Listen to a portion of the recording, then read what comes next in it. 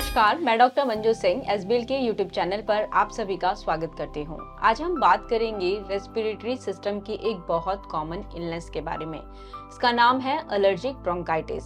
Allergic bronchitis एक respiratory system की common condition है। इसमें क्या होता है, इसमें जो आपके लंग्स होते हैं उसमें एयरवेज होते हैं, उनकी सूजन हो जाती है किसी भी एलर्जिक रिएक्शन की वजह से। एलर्जेंस जैसे कि पोलन हो सकता है, स्मोक हो सकता है, डस्ट हो सकता है, या फिर जो पेट एनिमल्स होते हैं उनका जो रूसी होती है उसकी वजह से भी एलर्जिक ब्रोंकाइटिस हो सकता है।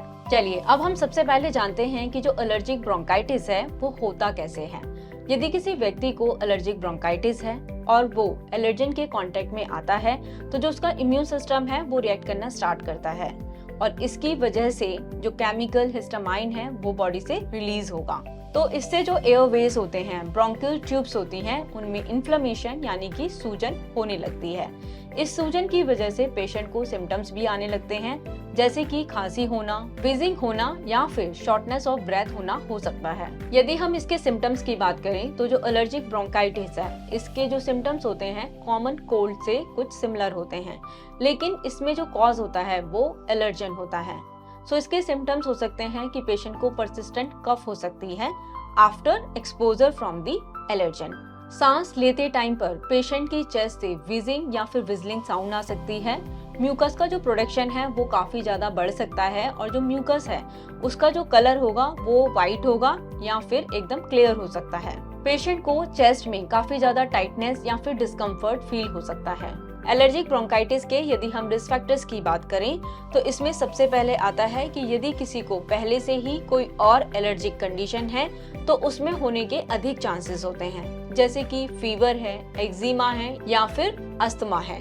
सेकेंड इसमें आता है कि इन्वायरमेंटल फैक्टर्स हो सकते हैं। इन्वायरमेंटल फैक्टर्स कैसे होंगे, जैसे कि हमने पहले बताया कि पॉल्यूशन है, स्मोक है, पेट डेंडर हो गया, इन सब से भी एलर्जिक ब्रोंकाइटिस हो सकता है। नेक्स्ट इसमें आता है कि जेनेटिक फैक्टर। जेनेटिक फैक्टर भी एक मेजर रोल प्ले करता है। यदि किसी की फैमिली में एलर्जिक ब्रोंकाइटिस है तो देयर आर हायर चांसेस कि जो आगे आने वाली पीढ़ियां हैं उनको भी एलर्जिक ब्रोंकाइटिस हो सकता है। यदि हम इसकी बात करें कि इसका डायग्नोसिस किस तरीके से किया जाता है या फिर किस तरीके से होता है, तो सबसे पहले इसमें आएगा कि जो डॉक्टर हैं वो आपकी मेडिकल हिस्ट्री लेंगे, उसके बाद फिजिकल एग्जामिनेशन होगा। थर्ड में इसका आपका पल्मोनरी फंक्शन टेस्ट हो सकता है और स्किन एलर्जी टेस्ट हो सकता है।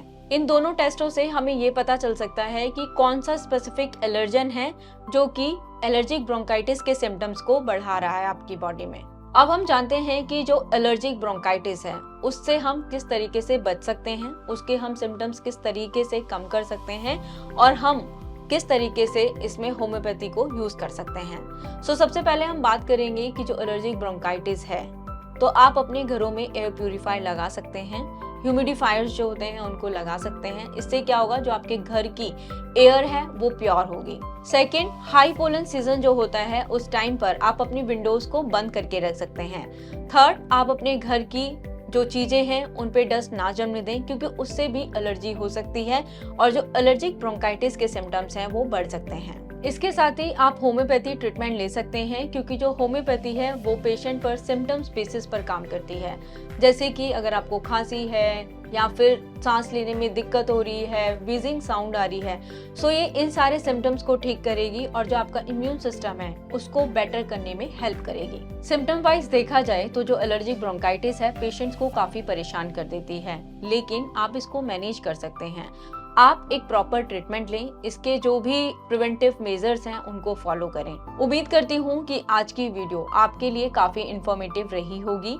ऐसी और इंफॉर्मेटिव वीडियोस के लिए आप एसबीएल का यूट्यूब चैनल सब्सक्राइब कर सकते हैं। धन्यवाद।